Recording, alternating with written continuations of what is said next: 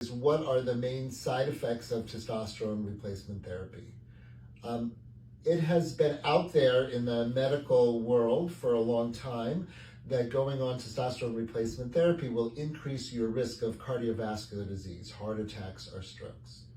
However, there is no evidence that that is the case.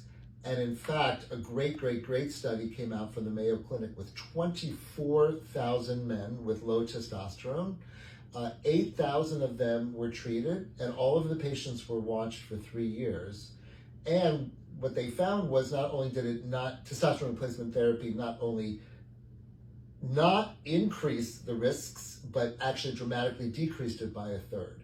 If you ask me why, it's not because I think the testosterone is making a difference in the blood vessels or the tendency to get a clot, but what happens is men on testosterone exercise more, their energy is better, their mood is better, they take off fat, they put on muscle, their diabetes and high blood pressure are under better control. So they are just in a better place physically and they have less cardiovascular disease.